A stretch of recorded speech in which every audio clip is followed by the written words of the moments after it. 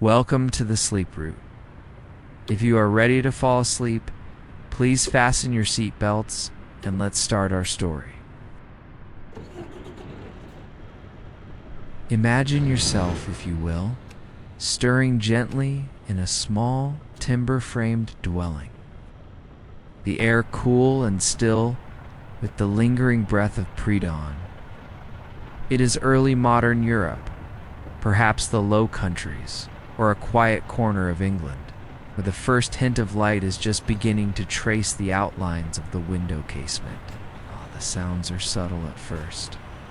The distant, sleepy crow of a rooster, the rustle of straw as a field mouse perhaps scurries in the wall, the slow, rhythmic breathing of your family sleeping close by. There is no urgency in these moments, only the gradual awakening of a world tethered to the sun's gentle cycle. The straw mattress offers a modest comfort, and the rough-spun linen against your skin is a familiar embrace. As the light strengthens, painting the simple room in soft grays and muted blues, the gentle crackle of a newly kindled fire begins to assert itself.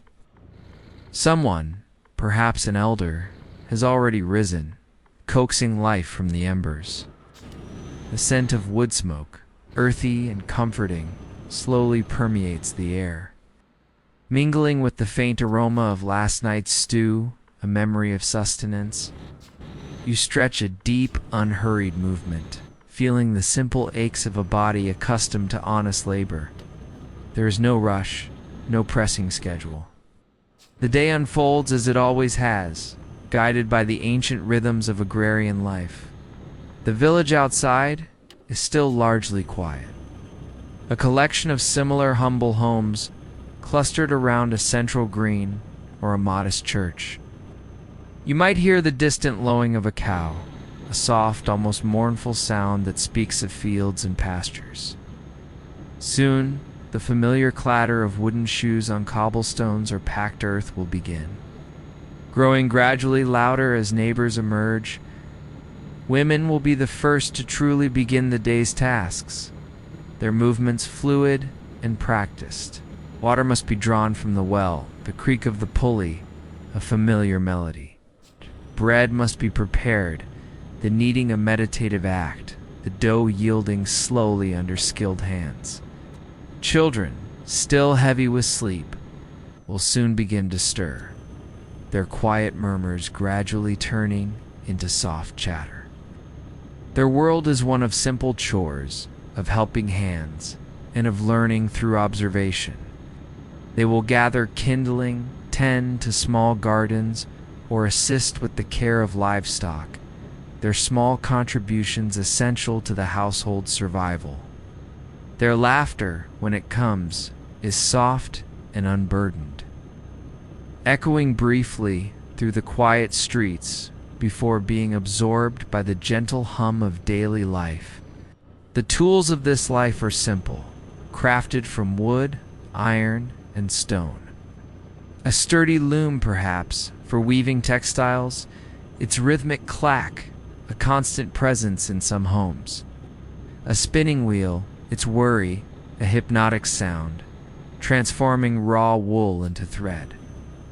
The scent of freshly sawn wood from a nearby carpenter's shop might drift on the breeze, a reminder of ongoing repairs and new constructions. Every object has a purpose, every action a history rooted in generations of similar movements. Mealtimes are communal, shared around a rough-hewn table. Simple fare, often a thick pottage or stew, served with dark bread and perhaps some cheese, a testament to the bounty of the land, however modest. The conversation is quiet, often practical, discussing the weather, the crops, or the health of a neighbor. There is a profound sense of interconnectedness, a reliance on one another for survival and comfort in a world that can often be harsh and unpredictable. Evenings bring a different kind of quiet. The light fades slowly, the shadows lengthening and softening the edges of the familiar world. Fires burn brighter, casting dancing light on the faces of those gathered around. Stories might be told, ancient tales passed down through generations, their morals and lessons woven into the fabric of daily understanding. Sometimes a song might rise, a simple melody sung in unison, its harmony a comforting embrace against the encroaching darkness. The day winds down as gently as it began, leading naturally back to the restorative embrace of sleep, preparing the body and spirit for another cycle of existence. The rhythm of their lives, deeply intertwined with the earth and the seasons, continues, unbroken and enduring. The village is a tapestry woven from countless small actions, each thread essential to the whole. The women in particular hold many of these threads. Their hands are rarely idle, moving from the hearth to the garden, from the spinning wheel to the care of the children. They mend clothes, prepare herbs for remedies, preserve food for the leaner months, and maintain the warmth and order of the home. Their knowledge is practical, passed down from mother to daughter, grandmother to grandchild. It is a knowledge of the natural world, of the properties of plants, of the subtle signs of illness or health in both humans and animals. This deep understanding of their immediate environment, born of necessity and observation, forms an intrinsic part of their daily existence. The sounds of the evening settle into a gentle hum. The occasional bark of a dog, the distant bleating of sheep, the soft hoot of an owl from the nearby woods, these are the lullabies of their world. There is a sense of resignation to the forces beyond their control, the whims of weather, the scarcity or abundance of harvests. Yet, within this resignation, there is also a profound resilience. They adapt, they endure, they find comfort in the familiar rituals and routines that bind their lives together. The darkness that descends is not a fearful thing, but a natural curtain, allowing for rest and renewal, a pause before the next gentle awakening. The simple act of drawing water from the well, the cool weight of the bucket, the splash as it fills, the rhythmic creak of the rope. These are not chores but meditations. Each action is performed with a quiet focus, an understanding of its immediate necessity and its place within the larger tapestry of the day. The hands that guide the plow, the hands that knead the dough, the hands that rock a child to sleep, all are imbued with a quiet dignity, a silent testament to the enduring human spirit in a world both beautiful and challenging. The light of a single candle flickering in a window as night fully embraces the village speaks volumes about the warmth and life contained within, a beacon in the vast, quiet darkness. Let us now turn to a particular individual, a woman whose life, though seemingly ordinary, became tragically entangled in the shifting currents of her time. Imagine Agnes Sampson, living in the quiet coastal town of Nether Cranston, Scotland, in the late 16th century. She was a healer, a midwife, a woman of deep local knowledge, respected by many in her community for her skills and her ability to bring comfort in times of distress. Her hands, we might imagine, were gnarled from years of tending to others, her eyes soft with compassion, yet discerning in their observation. She knew the properties of every herb in the local fields, the subtle signs of illness in a fevered child, the soothing words to whisper to a woman in labor.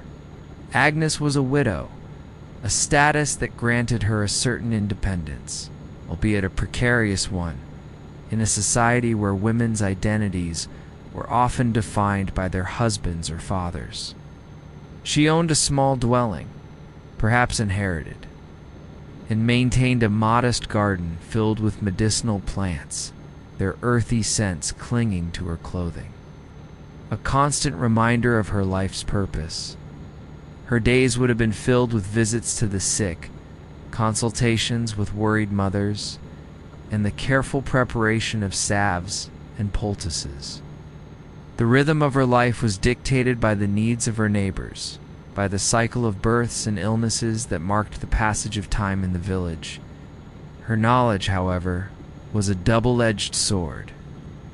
In an era where understanding of medicine was rudimentary, and superstition often intertwined with faith, a woman who could seemingly ease pain or predict the course of an illness might be viewed with both awe and suspicion. The line between natural healing and forbidden magic was thin and easily blurred, especially when fear took hold. Agnes, with her wisdom and her solitary existence as a widow, fit the emerging profile of a wise woman, a term that could swing from respected to reviled in an instant. The year is 1590. King James VI of Scotland is returning from Denmark with his new bride, Anne. Their voyage is beset by terrible storms, tempestuous seas that threaten to engulf their ships. The king, a fervent believer in witchcraft and a man deeply suspicious of any perceived threats to his authority, quickly attributes these storms to sorcery. Hunt begins, a frantic search for those responsible for this affront to royal power. The fear, like a cold mist, begins to spread from the royal court, seeping into the quiet villages and towns. Agnes Sampson, known for her unique knowledge and her perhaps unconventional ways, becomes a target. She is accused, along with many others, conspiring to raise the storms that imperiled the king. We can imagine the chilling moment when the accusations first reach her ears. Perhaps a whispered word, a averted gaze, then the heavy tread of officials approaching her quiet home. The gentle rhythms of her life are abruptly shattered, replaced by the terrifying prospect of interrogation and trial. Under duress, facing torture and relentless questioning, Agnes, like many others, begins to confess. Her confessions, painstakingly extracted, paint a disturbing picture of nightly gatherings, of rituals by the sea, of incantations whispered to the winds. These confessions, however, were not born of guilt, but of unimaginable pain and psychological pressure. They were shaped by the interrogator's expectations, forced narratives designed to confirm the king's deeply held beliefs. It is a tragic irony that her supposed power, her connection to the natural world and its unseen forces, was used as evidence against her, twisting her benign practices into malevolent acts. Her trial unfolds in the chilling atmosphere of the North Berwick witch trials, a dark chapter in Scottish history. The proceedings are a spectacle, driven by fear and political expediency. Agnes, in her quiet dignity, attempts to explain her actions, to articulate the true nature of her healing practices. But her words are reinterpreted, distorted, fitted into a predetermined narrative of diabolical conspiracy. Her deep knowledge of herbs, her ability to heal, her very independence as a widow, all become evidence of her supposed wickedness. The end for Agnes Sampson is a profound silence. She is condemned, strangled, and then burned at the stake. Story, though specific, echoes the fate of countless women across early modern Europe who, through circumstances, knowledge, or simply unfortunate timing, found themselves caught in the terrifying vortex of witchcraft accusations. Her life, once filled with the quiet rhythms of healing and care, ends in a public spectacle of terror, a stark reminder of how quickly fear can transform the familiar into the monstrous, and how a community's reliance on a wise woman could turn into a horrifying accusation. Her silence in the face of such injustice reverberates through history, a quiet lament for all those who were not listened to, but instead brutally silenced. As we drift onward, letting the quiet tragedy of Agnes Sampson recede into the gentle flow of our narrative, let us turn our attention to one of the most pervasive and chilling elements of the early modern witch trials: the devil's mark. Imagine the cold, clinical gaze of the witchfinder, his eyes narrowed, searching.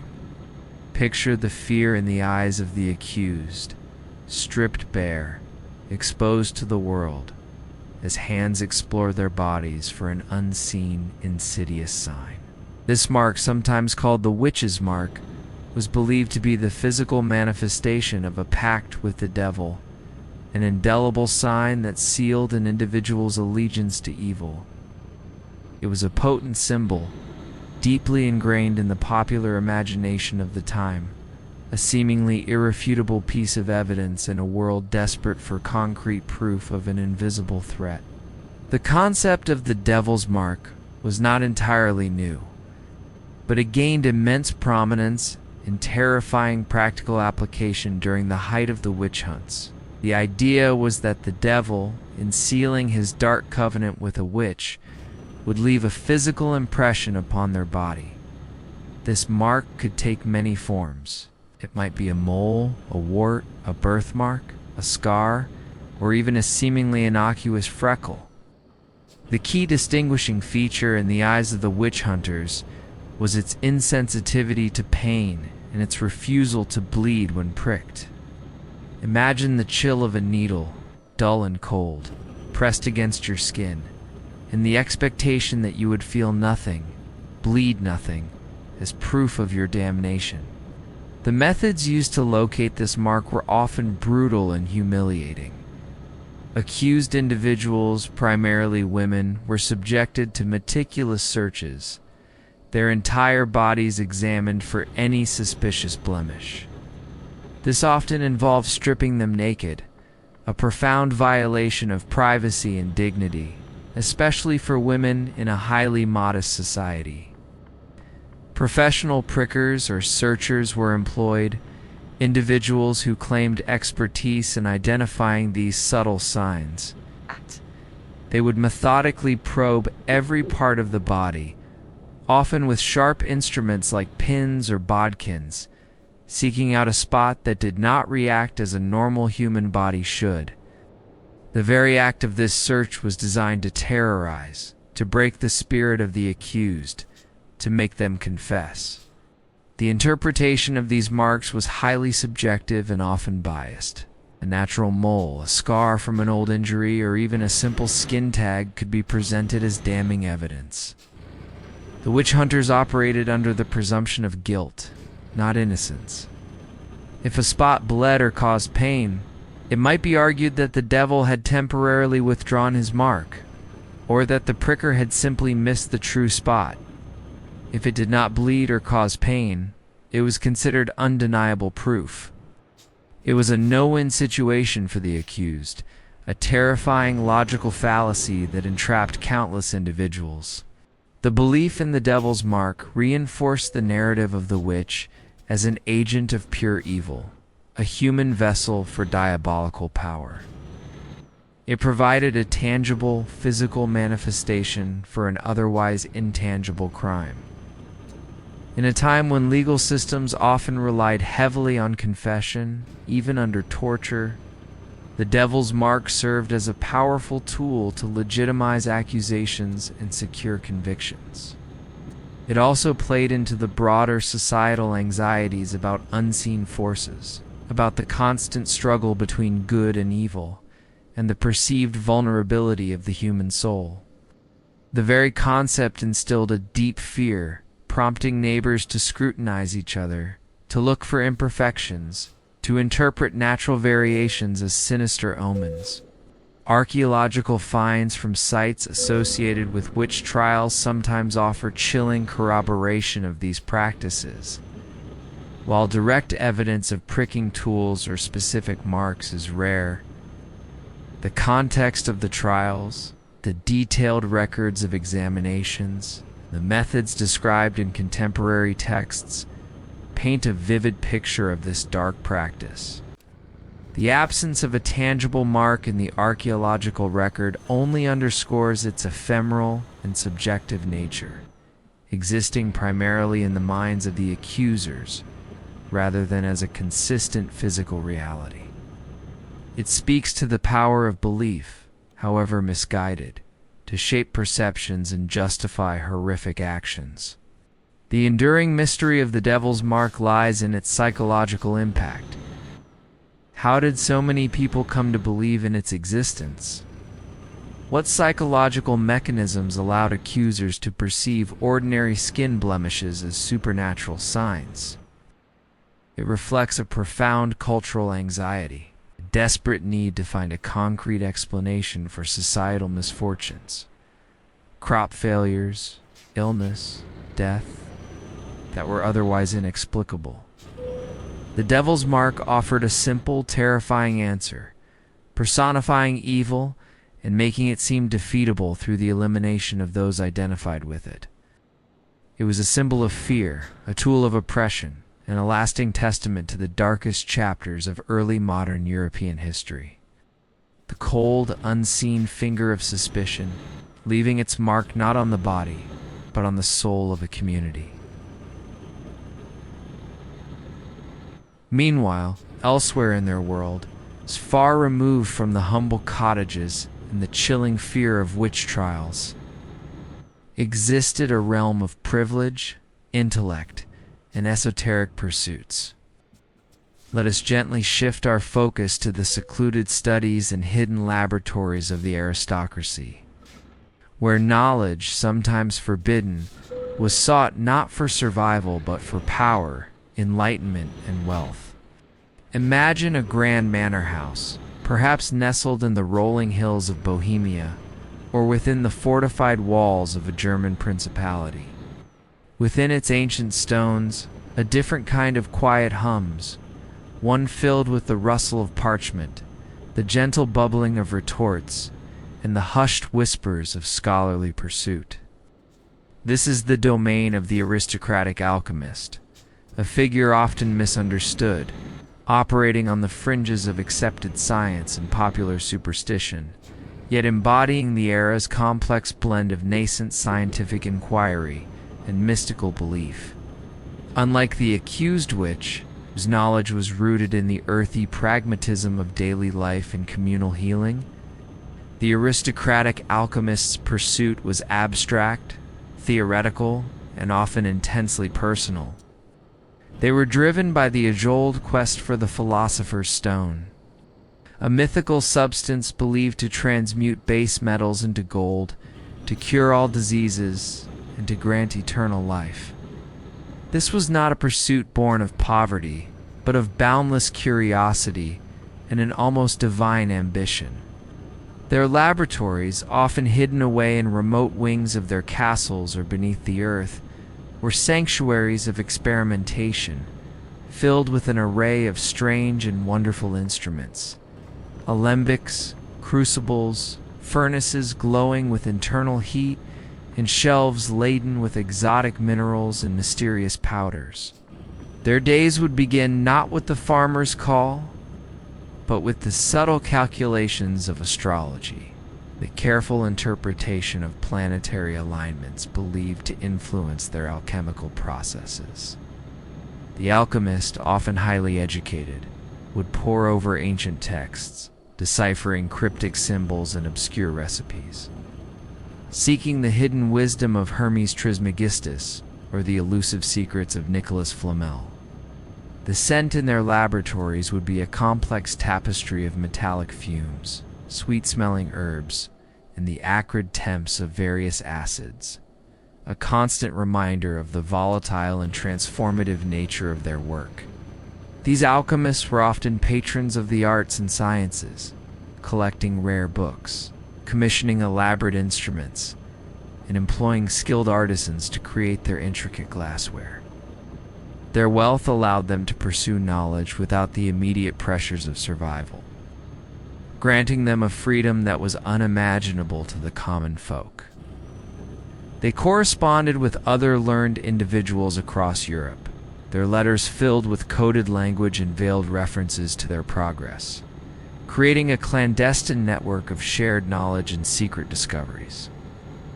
Their experiments, though often leading to dead ends, occasionally yielded practical applications, contributing inadvertently to the nascent fields of chemistry, metallurgy, and medicine. Consider the example of Emperor Rudolf II, a Habsburg monarch who ruled in the late 16th and early 17th centuries from his court in Prague. He was a quintessential aristocratic alchemist, obsessed with the arcane, surrounding himself with astronomers, astrologers, and alchemists. His court was a vibrant intellectual hub, where the pursuit of the philosopher's stone was as serious an endeavor as diplomatic relations.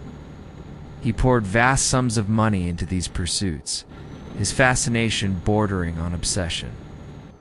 His hidden chambers in Prague Castle would have been a hive of activity, day and night, illuminated by the flickering glow of furnaces, filled with the murmurs of intense concentration. The secrecy surrounding their work was paramount. Alchemical knowledge was often considered too powerful, too dangerous to be shared indiscriminately. It was a guarded wisdom, passed down through select apprentices or encoded in symbolic treatises. This secrecy also protected them from charges of heresy or witchcraft. For while their aims might seem similarly magical to the uninitiated, their methods were steeped in a different kind of intellectual tradition, one that sought to understand and manipulate the natural world through careful observation and controlled experimentation, however flawed those early experiments might have been. Their nights might involve long vigils, watching the subtle changes in their crucibles, interpreting the shifting colors and textures of the substances as they heated and cooled. The pursuit of perfection, the elusive magnum opus, was a lifelong endeavor, as spiritual as much as a material quest. They sought not just gold, but transformation, of matter, of self, of the very understanding of the universe.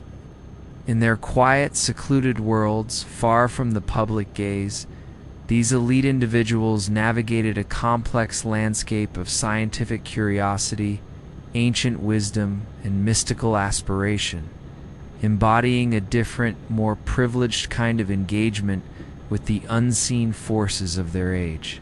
The subtle scent of rare compounds, the quiet clinking of glass, the intense focus in their eyes. These were the hallmarks of their hidden intellectual lives, a striking contrast to the humble, fearful existence of the common people. As we gently transition our thoughts, imagine the quiet dignity and inherent challenges faced by the widow in early modern Europe. Her day, unlike that of the married woman, was often a solitary path, yet one imbued with a particular kind of freedom and a heavy weight of responsibility. Picture her home, perhaps a modest dwelling, once filled with the bustling presence of a husband and children, now echoing with a different kind of quiet.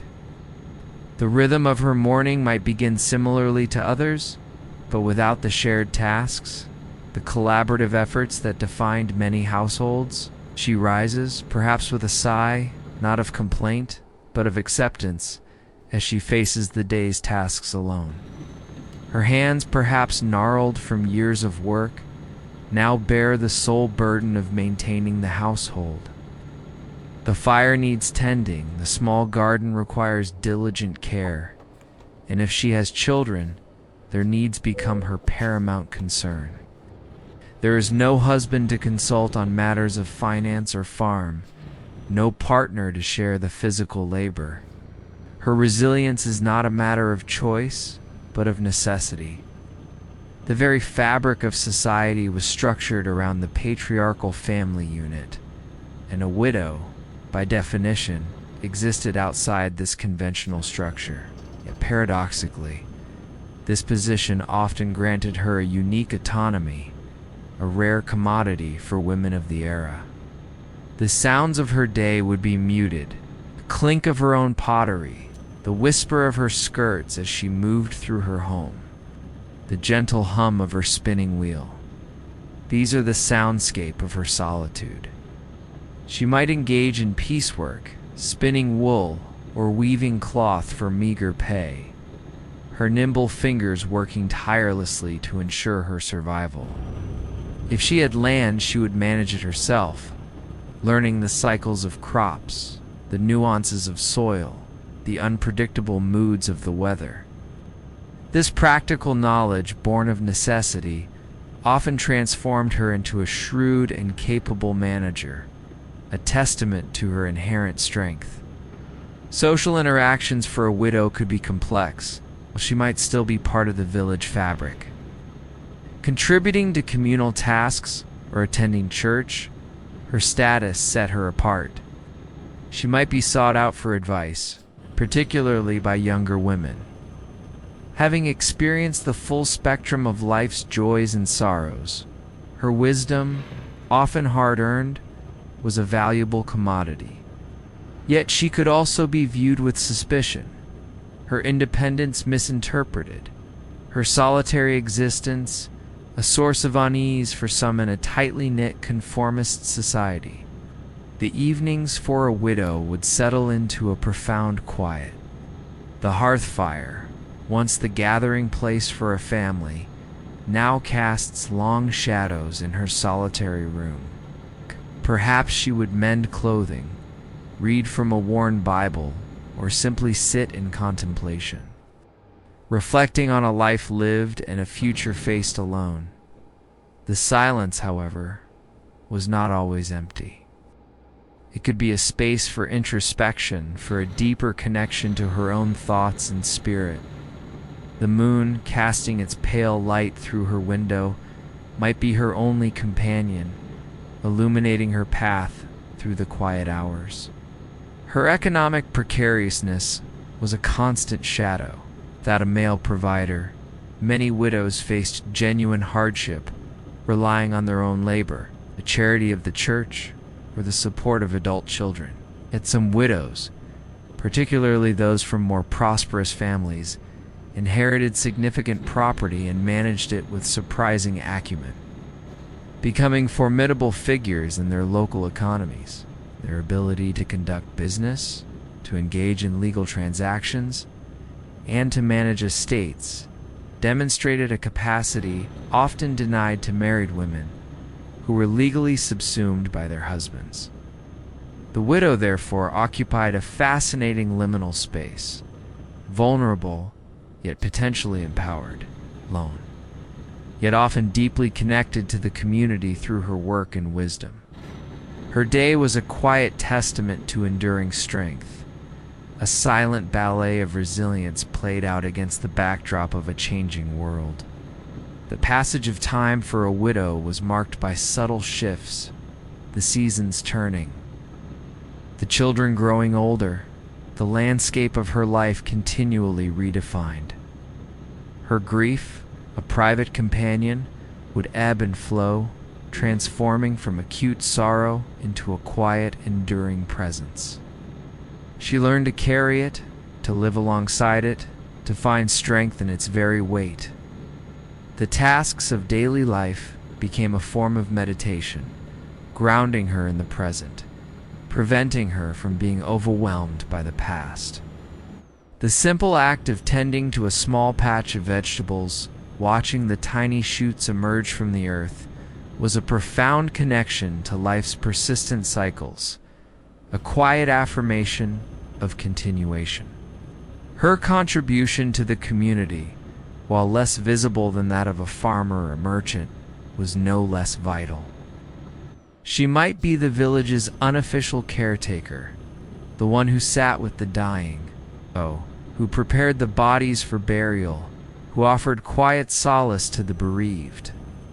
Her presence, a silent witness to life's most profound transitions, woven her deeply into the fabric of human experience. The scent of wood smoke from her chimney, a familiar sign to passers-by, was a silent testament to a life lived with quiet determination, a beacon of enduring human spirit in the vast and often challenging world of early modern Europe. Her bed, a simple sanctuary, offered the peace of deep, well-earned sleep, a temporary respite from the world's demands, only to awaken to another day of quiet resilience.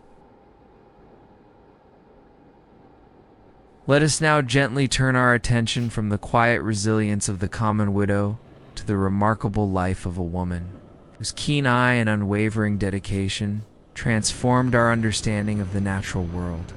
Imagine Maria Sibylla Marion, born in 1647 in Frankfurt, Germany.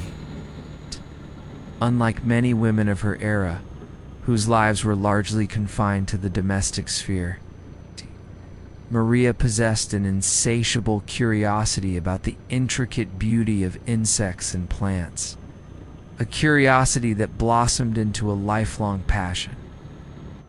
Her stepfather was a still-life painter, and she learned the delicate craft of engraving and painting from a young age.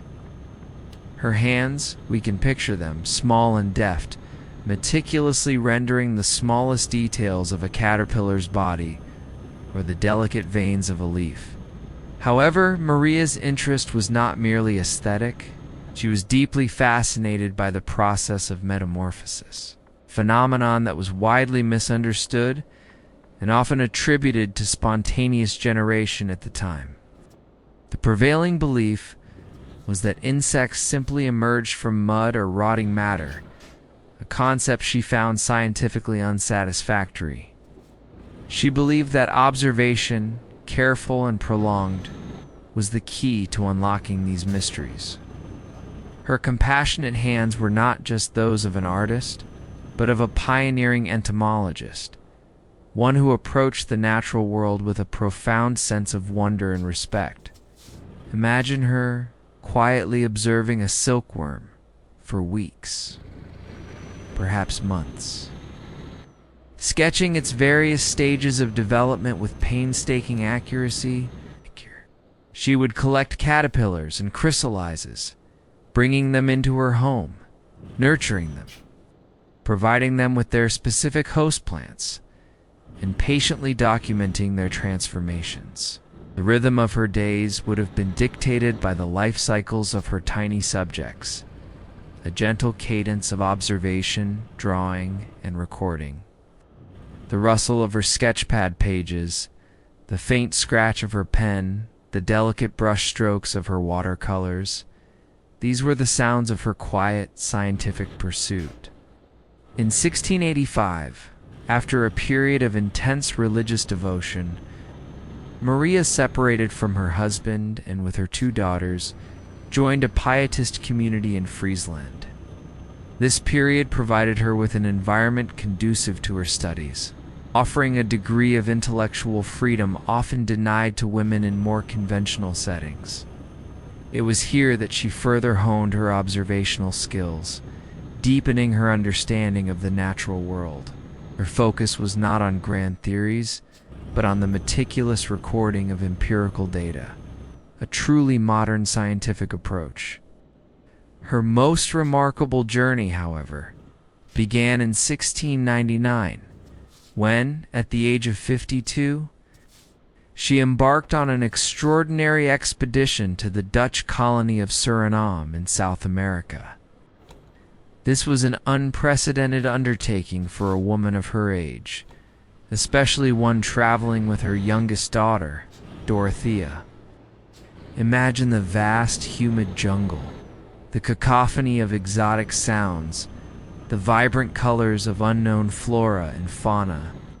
Maria, with her calm demeanor and keen eye, immersed herself in this new world, collecting specimens, observing their behaviors, and documenting their intricate relationships with their environment. Her masterpiece, Metamorphosis Insectorum Surinamensium, published in 1705, was the culmination of this epic journey. It contained exquisite illustrations of insects, often depicted alongside the plants on which they fed, meticulously documenting their life cycles. This work was revolutionary, not only for its artistic beauty, but for its scientific accuracy and its emphasis on ecological relationships. Her work provided irrefutable evidence against the theory of spontaneous generation and laid crucial groundwork for the study of entomology. Maria Sibylla Merian's life was a testament to the power of quiet, persistent observation, and an unwavering passion for knowledge. She defied societal expectations, pursuing her scientific inquiries with a determination that transcended gender norms. Her legacy is one of gentle revelation, uncovering the hidden truths of the natural world, one delicate brushstroke at a time. Her story reminds us that profound contributions can emerge from quiet dedication, driven by an inherent curiosity that seeks to understand the world, not to dominate it, but to appreciate its intricate and wondrous design. Her work, a silent symphony of color and detail, continues to inspire, a testament to the power of a single, compassionate gaze. As we gently glide further into the tapestry of early modern European life, let us explore a dimension often misunderstood, yet profoundly integrated into the daily existence of its people: the unspoken language of herbal lore. Imagine a quiet garden patch behind a humble cottage or a forest clearing bathed in dappled sunlight. Here, amidst the gentle rustle of leaves and the subtle scent of damp earth, grew the silent healers, the whispered remedies, the knowledge passed down through generations, often through women. This was not the domain of formal medicine, but of practical wisdom, observation, and a deep, intimate connection to the natural world. Herbal lore was a complex system of knowledge, blending empirical observation with ancient beliefs and practical experience. It was the medicine of the common folk, accessible and affordable, woven into the very fabric of their lives. Women, particularly, were the primary custodians of this knowledge. They gathered the herbs, knew the precise time for harvesting, understood the delicate processes of drying and preserving, and possessed the subtle art of combining them into poultices, infusions, salves, and teas. Their hands stained with the juices of plants, their clothing carrying the faint fragrance of mint or chamomile, were the instruments of this quiet healing. Consider the daily applications of this lore. A child's fever might be eased with a soothing decoction of elderflower. A stomach ailment might be calmed with a brew of peppermint or ginger. Wounds would be cleaned and dressed with comfrey or plantain. For generations, women had observed the effects of plants on various ailments, documenting their findings not in written texts, but in the living tradition of oral transmission. This knowledge was often highly localized, reflecting the specific flora of a particular region, an intricate botanical map etched into the collective memory of a community. The preparation of these remedies was a ritual in itself, a slow and deliberate process. Imagine the gentle crushing of fresh leaves in a mortar and pestle, the careful simmering of roots over a low fire, the precise measurement of dried petals. The air in these humble kitchens would often be fragrant with the aromatic steam of boiling herbs, comforting medicinal perfume. This was a science born of patience and reverence, a profound respect for the inherent healing properties of the natural world. However, this vital knowledge also existed in a precarious balance. As societal anxieties about witchcraft grew, the very skills that brought comfort and healing could be reinterpreted as sinister. A woman who knew too much about herbs, who could seemingly alleviate suffering with her preparations, might be seen as possessing uncanny power derived from forbidden sources. The subtle language of healing could, in the fearful minds of accusers, become the dark murmurings of sorcery. This was the profound irony. The very act of caring, of nurturing, could become a dangerous accusation. Archaeological evidence, though indirect, points to the prevalence of herbal knowledge. Finds of carbonized seeds of medicinal plants in domestic contexts, or the presence of specific pollen types in ancient latrines, can suggest the use of these plants for various purposes. Historical recipe books and household manuals, though often compiled by the literate elite, sometimes contain remedies that reflect popular herbal traditions. These fragments offer quiet glimpses into a world where the power of nature was both deeply respected and, at times, deeply feared. The true mystery of herbal lore lies not in its scientific efficacy, which varied, but in its profound cultural significance. It was a bridge between the physical and the spiritual, a way for people to exert some control over their health in a world where disease was often rampant and unpredictable. It was a silent conversation between humanity and the earth, a recognition of interdependence. The knowledge transmitted from one generation of women to the next was a powerful, unspoken language, a testament to their enduring role as caretakers and healers, a quiet, aromatic presence in the heart of early modern Europe. Its gentle whispers still echo, if you listen closely, in the rustle of leaves and the quiet turning of the earth. Meanwhile, elsewhere in their world, far removed from the quiet villages and the humble practice of herbal healing, existed a dazzling and often contradictory sphere of influence and intellect. Let us now turn our gaze to the opulent residences and vibrant lives of Renaissance courtesans, particularly in the bustling, artistic centers of Italy, like Venice or Rome.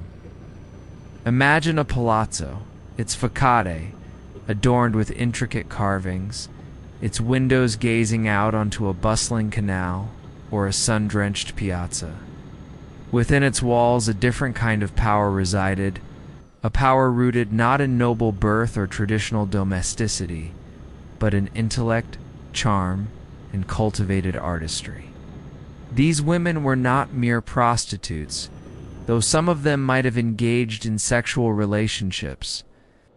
The true courtesan, the cortegiana nesta, or honest courtesan, was a figure of extraordinary complexity.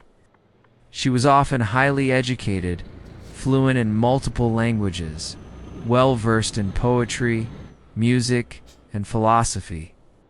Her salon was a hub of intellectual discourse, attracting poets, artists, scholars, and powerful political figures. Her conversations were witty, her insights sharp, her presence captivating. Her hands, we might imagine, were not calloused from labor, but perhaps adorned with rings, gesturing elegantly as she engaged in lively debate or played a lute with exquisite skill. Her daily rhythm was far removed from the agrarian cycle.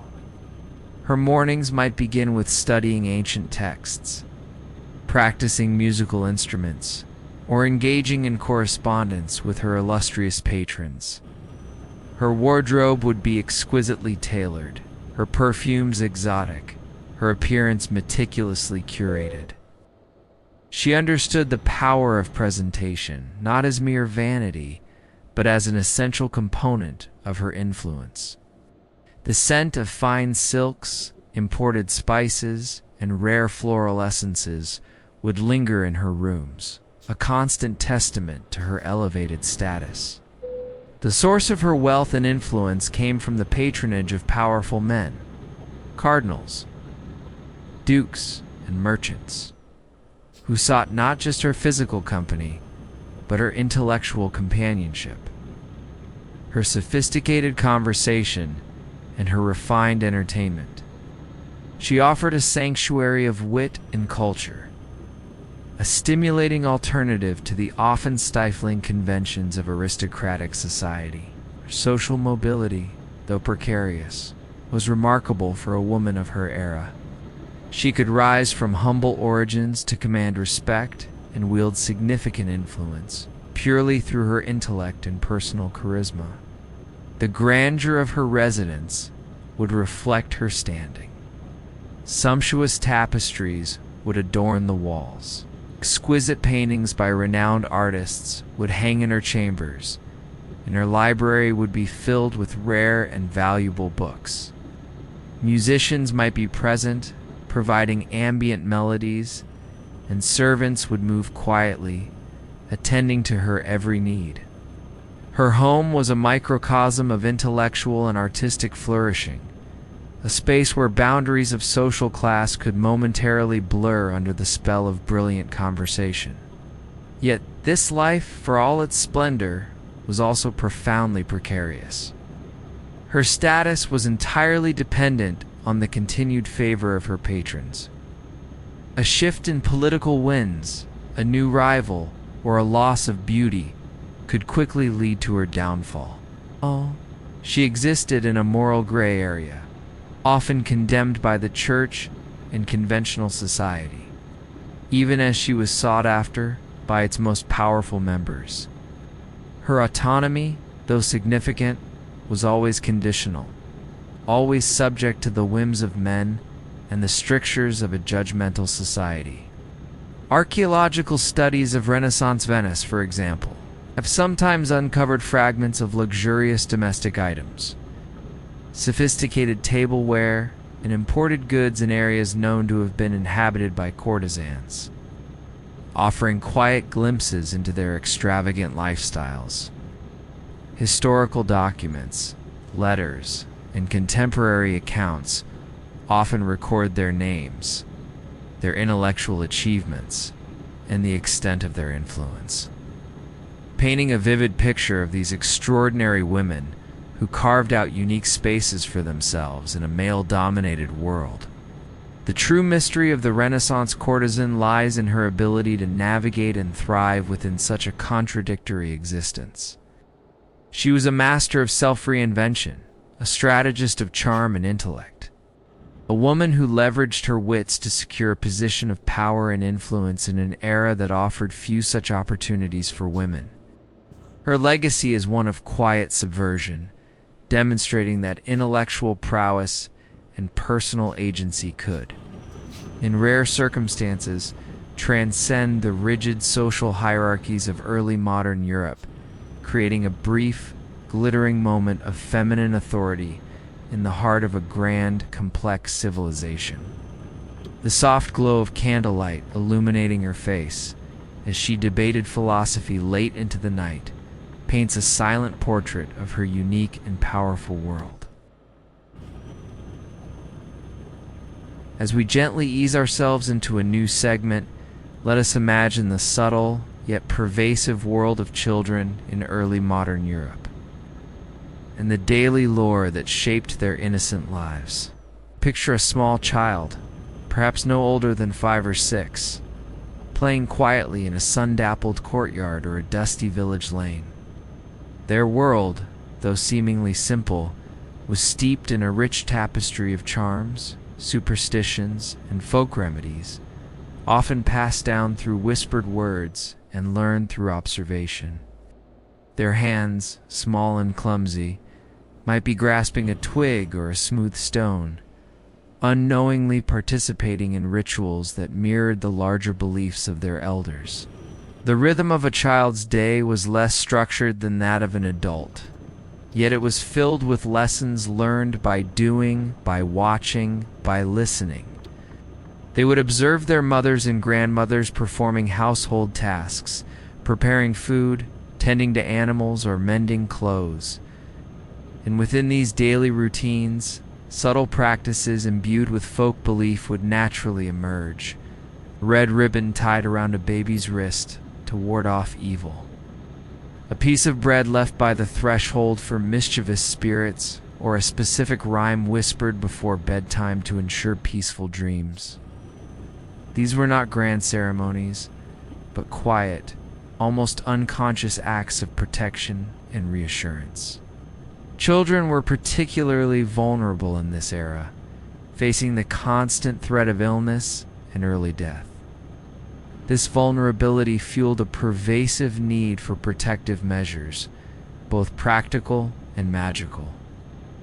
Imagine a mother with a worried frown, gently rubbing a child's belly with a special oil for indigestion, all the while murmuring an ancient incantation, or a child clutching a smooth, water-worn stone, believed to protect them from falling or getting lost in the woods. These charms were not always explicitly explained. They were simply done, absorbed by the child through osmosis, becoming an inherent part of their understanding of the world. Their games too often mimicked the rituals and superstitions of adult life, perhaps unknowingly. Skipping rhymes might contain hidden meanings related to luck or fortune. Counting games could be simplified divinations.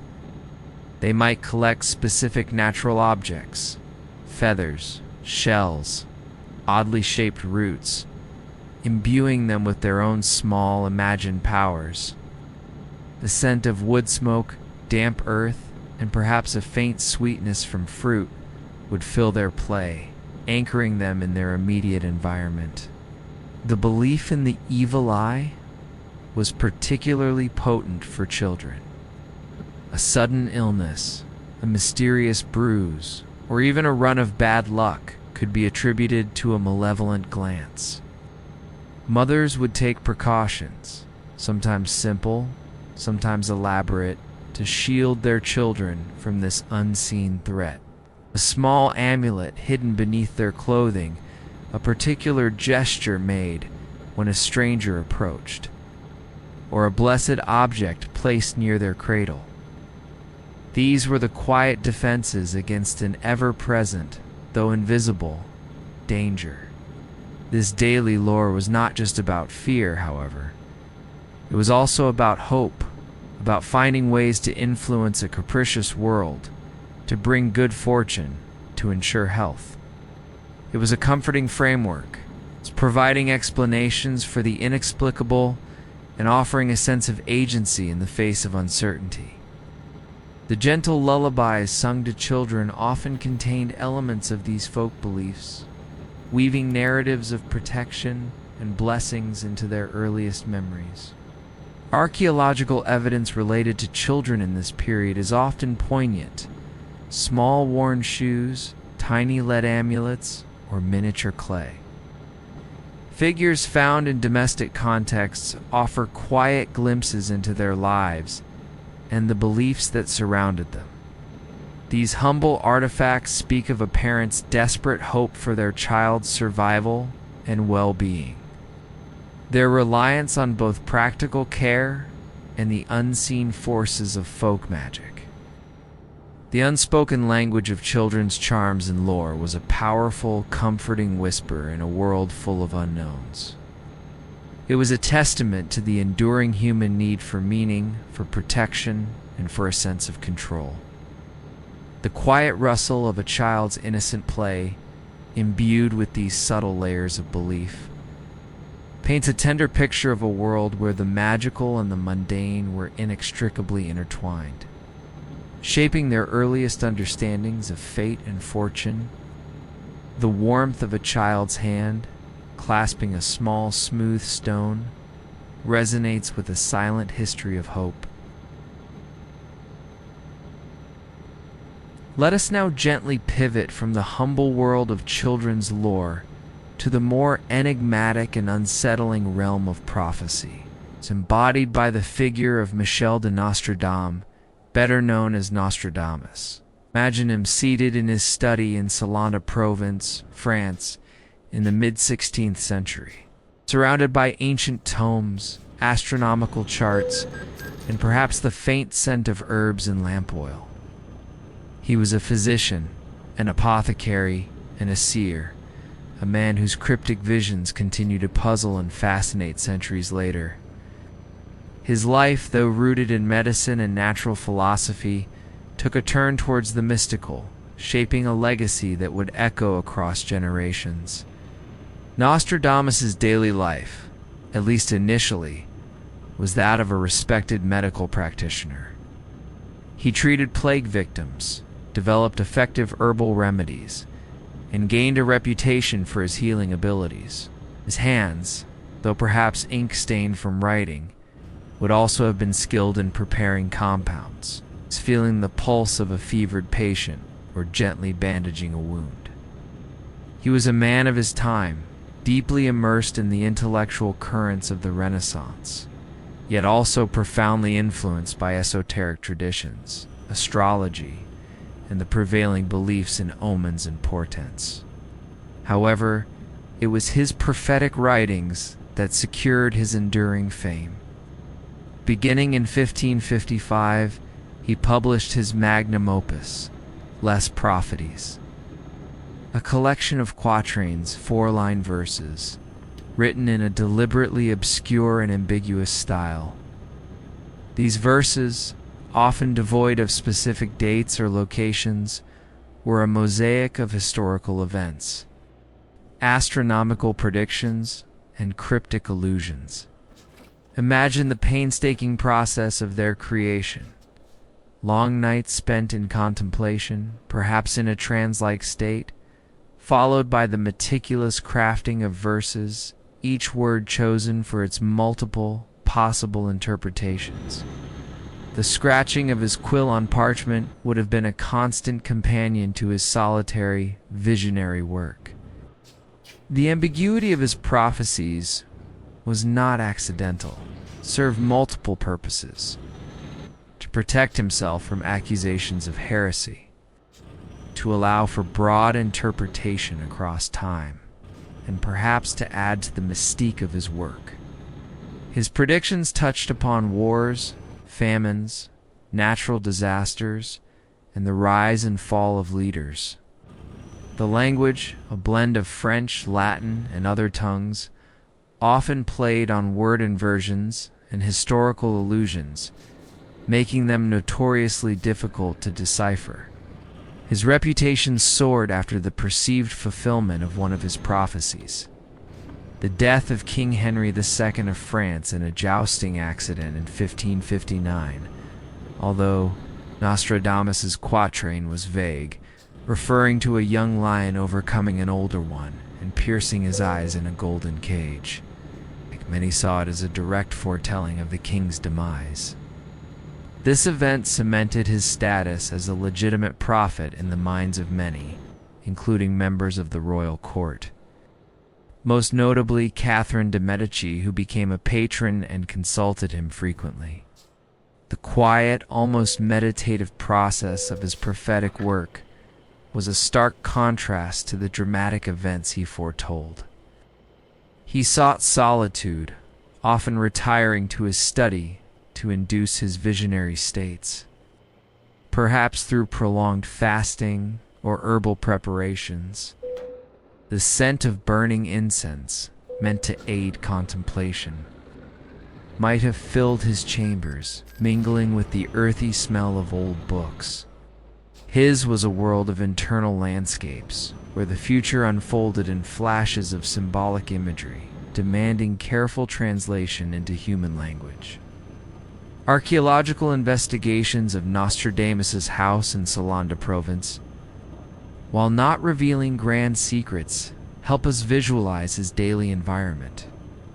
The layout of his study, the simple tools of his trade as a physician and writer, the very persistence of his books, reprinted countless times over centuries, is a testament to the enduring human fascination with the future and the comforting, or perhaps unsettling, allure of the cryptic prediction. Nostradamus' story is not just about prophecy. It is about the human desire to understand and anticipate the unknown. His cryptic visions offered a narrative, however vague, for a world often beset by unpredictable and terrifying events. He provided a lens, however clouded, through which people could attempt to make sense of chaos. His legacy, a quiet whisper across time, continues to remind us of the enduring power of interpretation, the human need for foresight, and the mysterious nature of both the past and the future. His silent hand, writing across the centuries, still invites us to decipher the threads of fate. As we gently transition our focus, moving from the cryptic whispers of prophecy, let us descend into the quiet, cool embrace of the earth, to explore the subterranean secrets of early Christian catacombs. Imagine yourself, if you will, standing at the entrance to a narrow, dark passage, the air suddenly cooler, carrying the scent of damp earth and ancient stone. These vast underground networks, particularly those beneath the city of Rome, were not merely burial grounds, but quiet sanctuaries, hidden spaces where early Christian communities practiced their faith, remembered their dead, and etched their hopes into the silent stone. The construction of these catacombs was a monumental undertaking. It's often carried out in secret, especially during periods of Roman persecution. Imagine the quiet, rhythmic chipping of tools against soft tufa rock, the hushed conversations of laborers, the careful excavation of endless galleries and chambers. The light, brought in by small oil lamps, would have cast flickering shadows on the damp walls, illuminating the patient work of creating these labyrinthine cities of the dead. Each niche, each loculus, carved out of the rock, was destined to house a body, a silent testament to a life lived and a soul awaited in the afterlife. The daily rhythm within the catacombs, when they were in use, was one of quiet solemnity and devotion. Families would visit the graves of their loved ones, offering prayers, sharing meals, and holding funerary feasts. These spaces were not morbid. They were places of communion, where the living connected with the deceased, and where the community reinforced its shared beliefs. The air, though cool and still, would have carried the faint echoes of murmured prayers, the rustle of cloaks, and the soft footsteps of mourners moving through the silent passages. The walls of the catacombs are adorned with a unique form of art, frescoes depicting biblical scenes, symbolic imagery, and portraits of the deceased. Imagine the patient hand of an artist, working by lamplight, painting images of the Good Shepherd, Jonah and the whale, or the miraculous loaves and fishes. These images were not grand public declarations, but intimate expressions of faith, understood and cherished by the community that created them. They speak an unspoken language of hope, of resurrection, and of salvation, transforming the somber act of burial into a declaration of eternal life. These underground spaces also served as places of refuge and worship, particularly during periods when open practice of Christianity was dangerous. Small chapels carved out of the rock provided secluded spots for communal gatherings. For the celebration of the Eucharist and for the instruction of new converts, the whispered sermons, the shared communion, the sense of intimate fellowship in the cool darkness, these were the quiet rituals that bound the early Christian community together, forging their identity in the face of adversity. Archaeological exploration of the catacombs continues to this day, revealing new passages, undiscovered frescoes, and countless inscriptions that offer direct glimpses into the lives, beliefs, and social structures of these early communities. The bones, respectfully interred, silently tell a story of mortality, faith, and the enduring human desire to honor the dead. Artifacts found within, lamps, coins, small personal items, speak of lives lived, of journeys ended, and of hopes for a future beyond the grave. The true mystery of the catacombs lies not in hidden treasures, but in the profound spiritual resilience they represent. They are a testament to the power of belief, to the courage of those who risked their lives for their faith, and to the human need to create sacred spaces even in the most challenging circumstances. The cool silence of these subterranean chambers, broken only by the gentle echo of footsteps, invites us to contemplate the enduring power of faith, the quiet strength of community, and the timeless human journey from life to death and beyond. The unseen presence of countless souls, resting in their silent niches, speaks a profound eternal truth. Meanwhile, elsewhere in their world, far removed from the public life of the Roman catacombs, existed a path of profound personal devotion and quiet self-denial. Let us now turn our attention to the austere lives of hermitesses and female ascetics in early modern Europe, women who chose a solitary existence dedicated to spiritual contemplation and rigorous discipline. Imagine a secluded cell, perhaps attached to a church or a humble cave dwelling nestled in a remote forest. Here, a woman, driven by an intense spiritual calling, withdrew from the world, seeking a deeper connection to the divine through quiet prayer, fasting, and rigorous penance. These women, often called anchoresses or recluses, embodied a radical form of piety. Their decision to embrace solitude was a profound statement, a rejection of societal norms and expectations for women of their time. They were not cloistered nuns in a communal setting. Rather, they lived in almost complete isolation, often walled into their cells, with only a small window or grate connecting them to the outside world, allowing for the delivery of food and the occasional spiritual consultation. Their hands, though perhaps not engaged in physical labor for others, would have been clasped in prayer for countless hours, or perhaps carefully copying sacred texts. The daily rhythm of a hermitess was one of profound simplicity and rigid discipline. Her days would be marked by cycles of prayer, meditation, and perhaps simple manual tasks like spinning or weaving to sustain herself. Food would be sparse and plain, often bread and water, sometimes supplemented by vegetables grown in a small solitary patch. Sleep would be minimal, disturbed by vigils and early morning prayers. The silence of her cell would be almost absolute, broken only by her own murmured prayers, the rustle of her rough habit, or the distant ringing of a church bell. Her focus was entirely inward, on the purification of her soul, on constant communion with God, and on the cultivation of spiritual virtues. She was, in essence, a living prayer, her existence a constant act of devotion. Though physically isolated, she was often seen as a spiritual beacon by the surrounding community. People would seek her out, approaching her window for spiritual advice, for prayers for the sick, or for her blessings.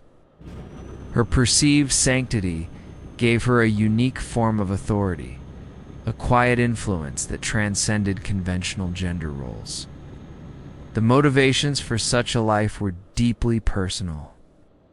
Some may have sought escape from the pressures of worldly life, others a profound mystical experience, and still others a means of penance for their sins or the sins of the world. Their austerity was a testament to their unwavering faith, a belief that through detachment from earthly comforts, they could achieve a higher state of spiritual enlightenment.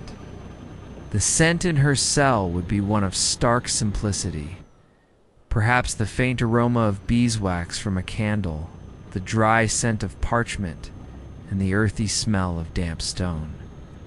Archaeological insights into anchor holds or hermitages are rare but poignant. It's sometimes the remains of small, self-contained structures attached to churches, or the faint traces of a humble dwelling in a remote natural setting offer quiet glimpses into these solitary lives. Historical records, such as chronicles of local saints or church documents, occasionally mention these women, noting their remarkable piety and the veneration they received from the populace. The enduring mystery of the Hermitas lies in the profound psychological and spiritual strength required to sustain such a life of extreme isolation and self-denial. It speaks to the vast spectrum of human spiritual experience, to the yearning for an absolute connection with the divine, and to the extraordinary lengths to which individuals would go in pursuit of their faith. Her life, a silent testament to unwavering devotion, echoes through the centuries, a quiet reminder of the profound power of inner conviction and the enduring human search for ultimate meaning in a world often loud and distracting. The solitary flicker of a candle in her window, a tiny light against the vast darkness, symbolizes the enduring flame of her quiet faith. As we gently return our focus to the heart of daily village life, let us consider the vital, often unsung, role of the village midwife. Imagine her, a woman of mature years, her face etched with wisdom and experience, her hands both gentle and capable. Her home, a modest dwelling, would often be distinguished by a quiet air of readiness, a constant preparedness for the urgent summons that could come at any hour of the day or night. Her life was intimately woven into the very fabric of birth and new beginnings, a silent testament to the enduring cycle of life in early modern Europe. The rhythm of her day was unpredictable, dictated by the powerful primal force of labor. She might spend a quiet morning tending her garden, spinning wool, or preparing simple meals, but always with an ear attuned to the distant shouts or urgent knocks that signaled a mother in need.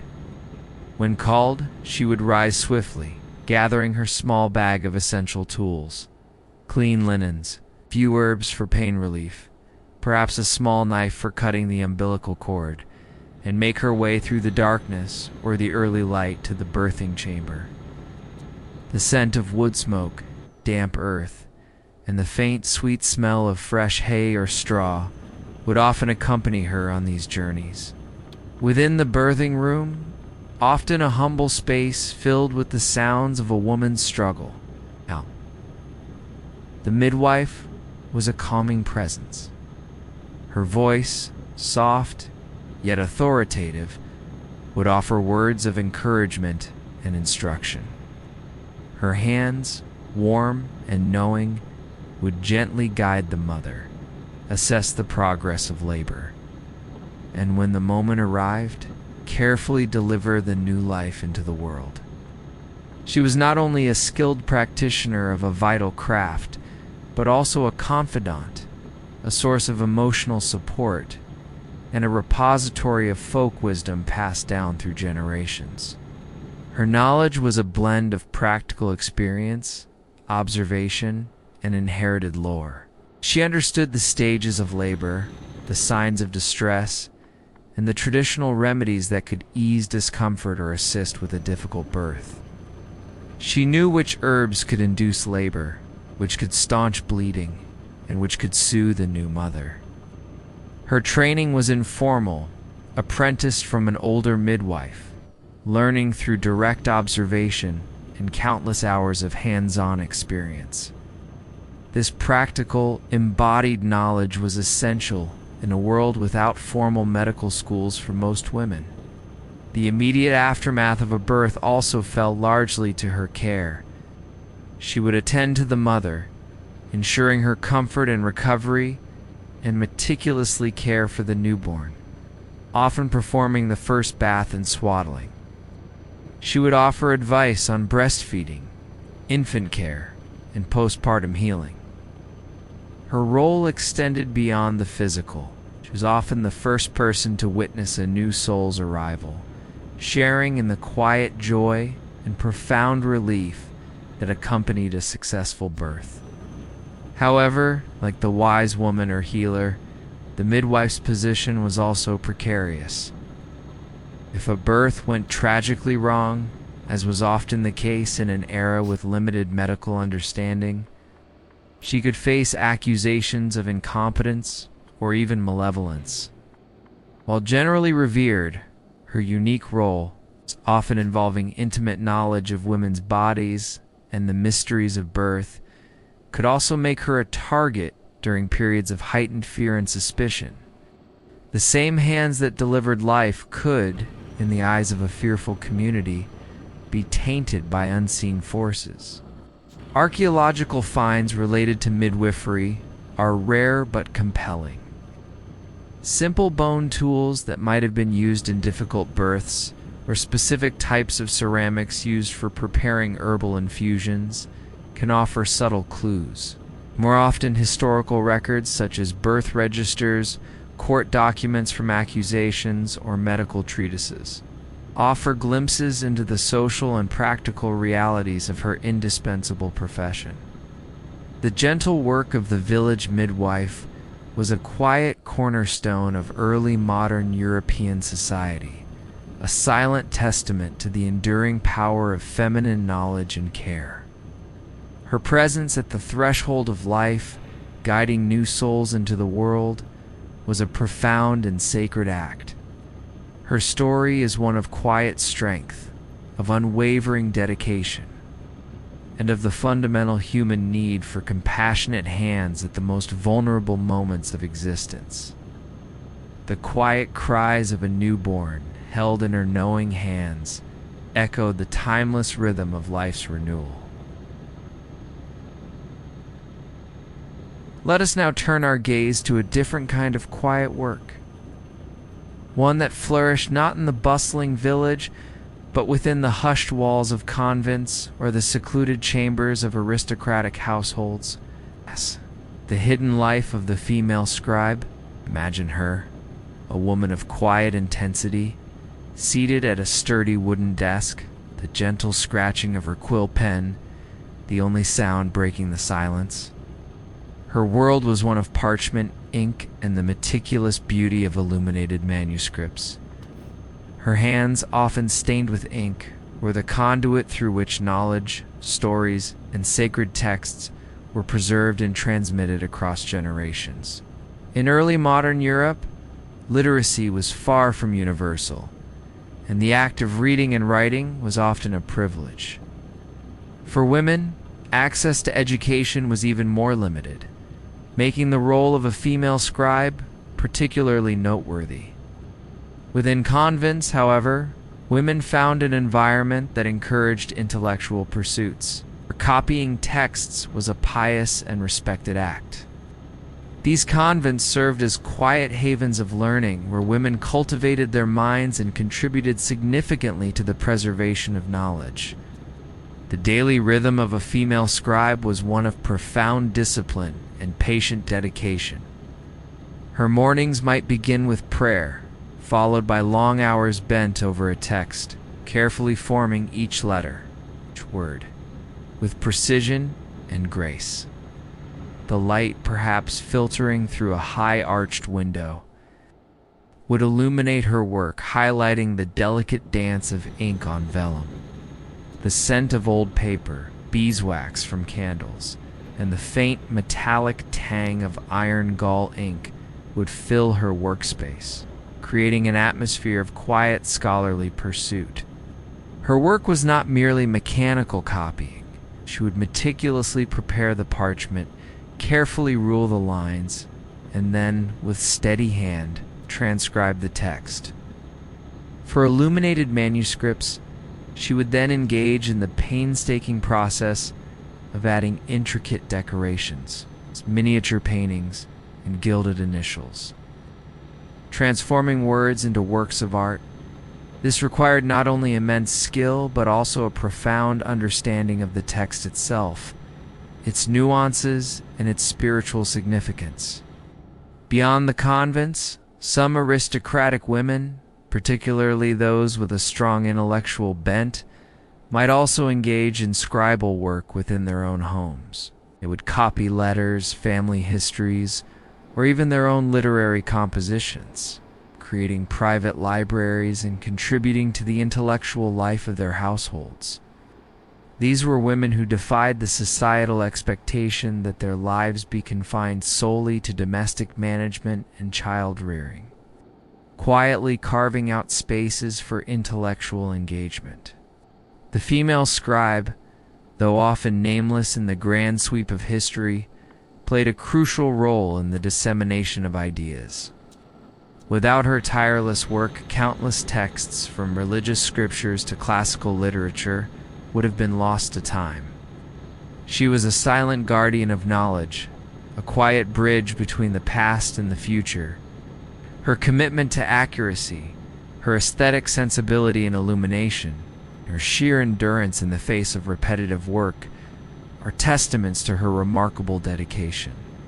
Archaeological discoveries rarely uncover the direct tools of a scribe, given their perishable nature. However, the sheer volume of surviving medieval and early modern manuscripts, many of which bear the stylistic hallmarks of female scribal communities, stands as profound evidence of their pervasive and invaluable contribution. The subtle variations in handwriting, the unique flourishes of individual artists, offer quiet glimpses into the personal touch embedded in these historical documents.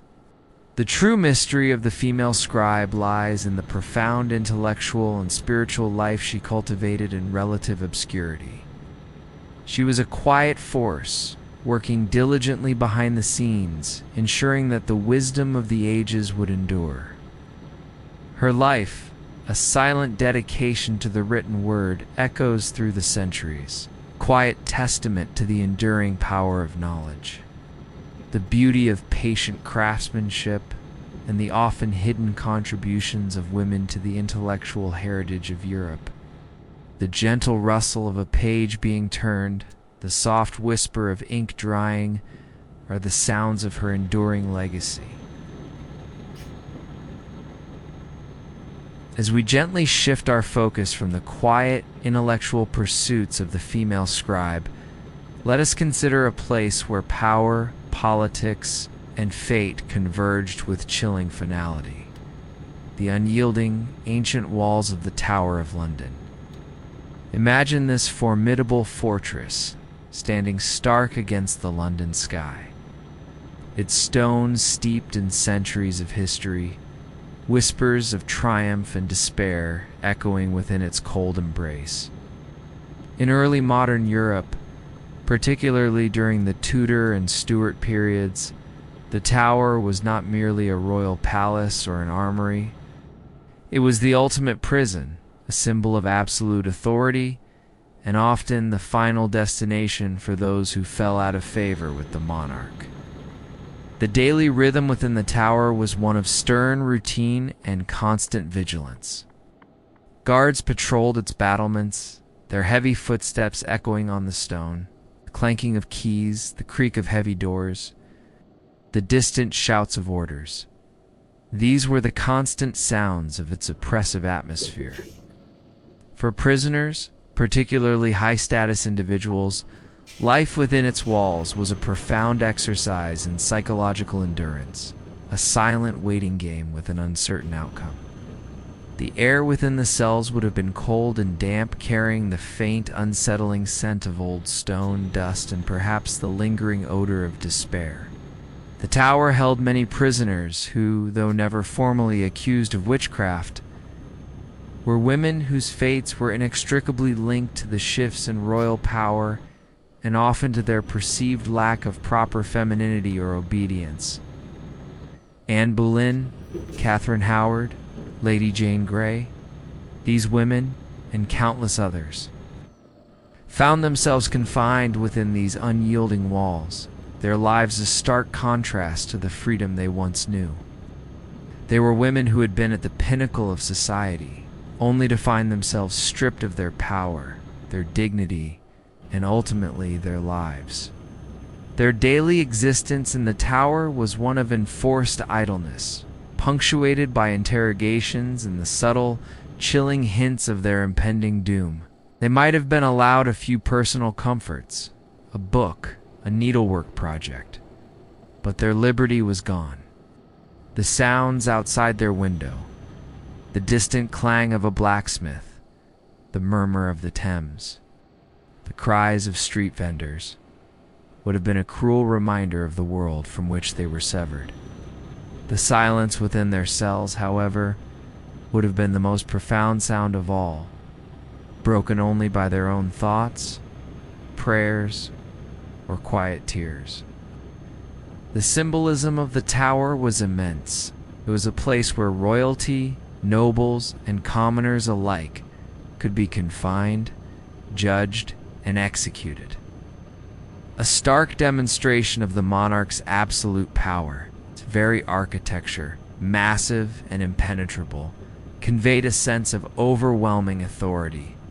The stories whispered about the tower, tales of torture, betrayal, and ghosts, only added to its grim reputation, solidifying its place in the collective consciousness as a place of terror and finality.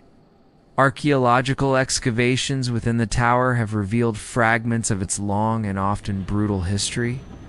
Prisoner graffiti scratched into stone, discarded personal effects, the foundations of long-vanished structures. The most poignant archaeological finds are perhaps the very walls themselves, bearing witness to centuries of human drama, silently holding the echoes of footsteps, whispers, and cries.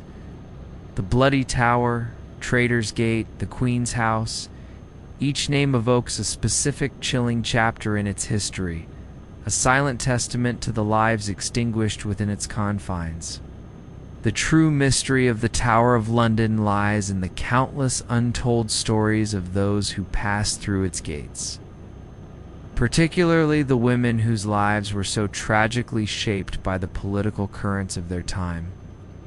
It is a chilling reminder of how quickly power can shift, how fragile even the most privileged existence can be, and how women, regardless of their status, could become vulnerable pawns in the grand chessboard of royal ambition. The cold, damp stone, holding the memory of their last breaths, stands as a silent monument to the unyielding hand of fate and the profound silence that ultimately enveloped those who dared to defy or simply found themselves in the wrong place at the wrong time. The faint echo of a whispered name carried on the wind still seems to linger around its ancient, formidable walls. Meanwhile, elsewhere in their world, far removed from the cold dread of the tower's prisons, existed quiet sanctuaries of learning and contemplation. Let us now turn our final gaze to the intellectual enclaves of convent libraries in early modern Europe. Imagine yourself in a hushed, cool room, perhaps illuminated by the gentle glow of sunlight through stained glass windows or the soft flicker of oil lamps.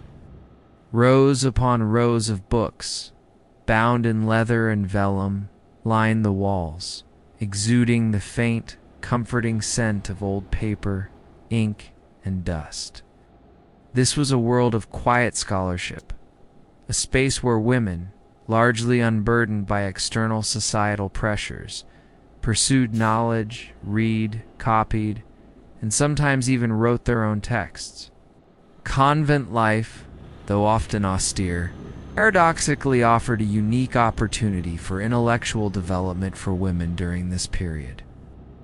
Unlike the external world, where female education was often limited to domestic skills and religious instruction, convents provided a structured environment that valued literacy, theological study, and sometimes even scientific inquiry. The rhythm of a nun's day was one of prayer, contemplation, and often diligent study within these peaceful libraries. The books themselves were treasures: illuminated manuscripts, theological treatises, classical texts, and sometimes even early scientific works. Imagine the quiet rustle of pages being turned, the soft murmur of prayers, or the intense concentration of a nun poring over a complex text. The light, whether natural or artificial, would fall gently on the open pages, revealing the intricate script and beautiful illustrations. The very act of reading was a form of devotion, a quiet communion with centuries of accumulated wisdom. These libraries were not merely repositories of knowledge, they were active centers of intellectual life. Nuns would engage in quiet discussions, share insights, and sometimes collaborate on translation projects or the copying of new texts. They maintained correspondence with other learned individuals, both male and female, fostering a quiet network of scholarship that transcended the convent walls. Their hands, though perhaps accustomed to simple chores, were equally adept at holding heavy tomes, carefully turning delicate pages, and perhaps making marginal notes in elegant script. The act of writing, for some nuns, was also an extension of their intellectual lives. While few might have achieved widespread recognition, many composed spiritual treatises, personal reflections, or even histories of their own communities. These writings offer invaluable glimpses into the inner lives of women who were deeply intellectual and spiritually profound, often expressing complex theological ideas with clarity and passion. Their voices, though quietly written, resonated with depth and insight. The existence of these vibrant intellectual centers within convents challenges the common perception of early modern European women as largely uneducated and confined to domestic roles. It highlights a hidden stream of female intellectual activity, one that flourished away from the public eye, but contributed significantly to the intellectual and spiritual landscape of the era. These were places where minds were nurtured, where curiosity was encouraged, and where women found a unique kind of freedom in the pursuit of knowledge. Archaeological investigations of historical convents, while not often yielding direct library artifacts due to their preservation challenges, provide context through the layout of cloisters, scriptoriums, and quiet cells designed for study. More importantly, the sheer volume of surviving texts copied or written by nuns, the records of their extensive book collections, will offer compelling evidence of the rich intellectual life that thrived within these monastic walls. The true mystery of convent libraries lies in their silent, enduring power. They represent a space where women found agency, purpose, and intellectual fulfillment in an often restrictive world. They were havens of quiet contemplation, where the pursuit of knowledge was interwoven with spiritual devotion, creating a unique tapestry of intellectual and religious life. The gentle turning of a page, the faint scent of ancient parchment, the profound silence broken only by the whisper of thought. These are the enduring echoes of these hidden intellectual enclaves, a final calming note in our journey through the quiet truths of early modern Europe. And so, we have gently reached the end of this quiet journey. This was the final chapter of our story for tonight. We hope it brought you peace, calm, and a step closer to restful sleep. Thank you for listening. We'll meet again in the next video. Until then, sleep well.